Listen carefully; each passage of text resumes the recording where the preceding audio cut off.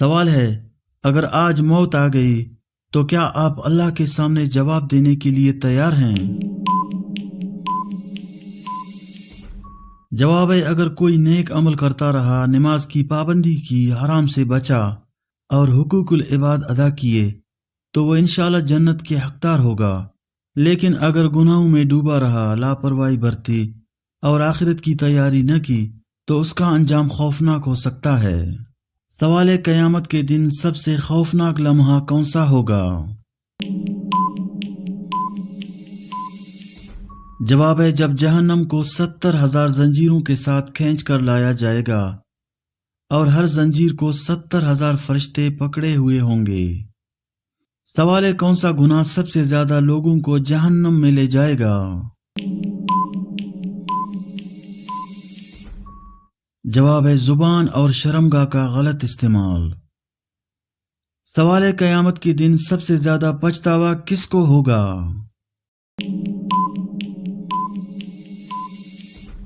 جواب ہے، وہ شخص جو نیک اعمال کرتا رہا مگر ریاکاری کی وجہ سے سب ضائع ہو گئے۔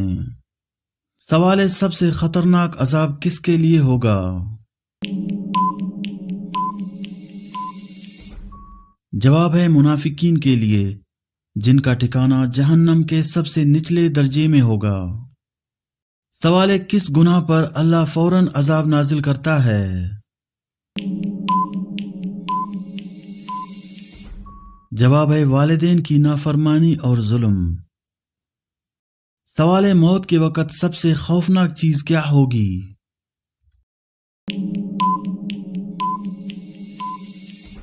جواب ہے، جب فرشتے ظالموں کے چہروں اور پیٹوں پر ماریں گے اور کہیں گے، اب جلنے کا مزہ چکو۔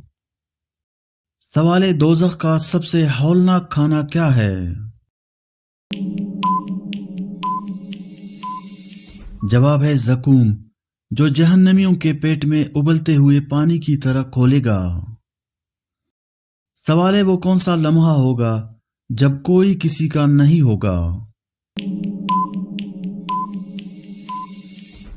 جواب ہے، محشر کے دن ماں باپ، بھائی اور بیوی، بچے سب بھاگ رہے ہوں گے اور کسی کو کسی کی پرواہ نہیں ہوگی۔ سوال ہے، جہنم کی گہرائی کتنی ہے؟ جواب ہے، ایک پتھر جہنم میں پھینکا جائے تو وہ 70 سال تک نیچے گرتا رہے گا اور تب جا کر تہہ میں پہنچے گا۔ سوال ہے، قیامت کے دن سب سے زیادہ حیرت کس بات پر ہوگی؟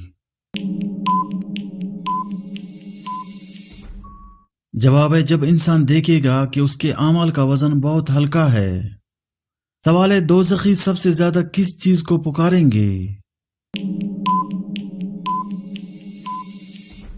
جواب ہے، اے مالک، ہمیں موت دے دو۔ سوال ہے، جنت کا کنواں کس ملک میں موجود ہے؟ جواب ہے، سعودی عرب میں۔ سوال ہے، رمضان میں کون سا پرندہ منہ چھپا کر پانی پیتا ہے؟ جواب ہے، ابابیل۔ سوال ہے، دوزخ کے سب سے سخت عذاب والا درجہ کیا ہوگا؟ جواب ہے، اسفل السافلین۔ سوال ہے، شرک کیا ہے؟ جواب ہے، اللہ کے ساتھ کسی اور کو شریک ٹھہرانا۔ سوال ہے، اللہ کی سب سے بڑی صفت کیا ہے؟ جواب ہے، توحید۔ سوال ہے، اللہ کے کتنے صفاتی نام ہیں؟ جواب ہے، 99۔ سوال ہے، کس صحابیہ کا نکاح اللہ کے حکم سے ہوا تھا؟ جواب ہے، حضرت صفیہ رضی اللہ تعالی عنہا۔ سوال ہے، کون سی نماز موت کی سختیوں سے نجات دیتی ہے؟ جواب ہے، تہجد کی نماز۔ سوال ہے، خواب میں خود کی موت دیکھنا کس چیز کی علامت ہے؟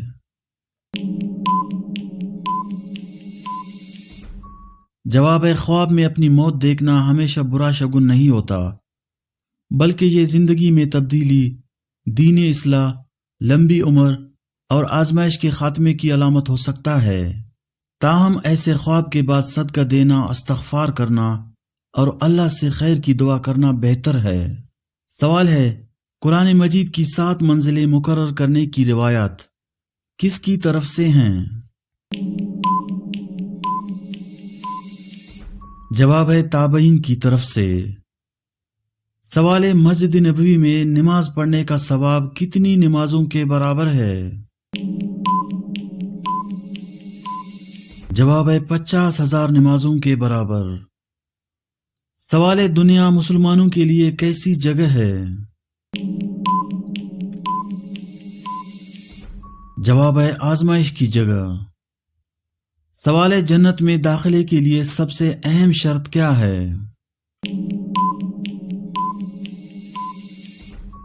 جواب ہے، اللہ کی رضا اور تقوی۔ سوال ہے، قبر میں فرشتے کون سے سوال کریں گے؟ جواب ہے، تمہارا رب کون ہے، تمہارا دین کیا ہے اور تمہارا نبی کون ہے؟ سوال ہے، ادھار واپس نہ کرنے کا کیا انجام ہوگا؟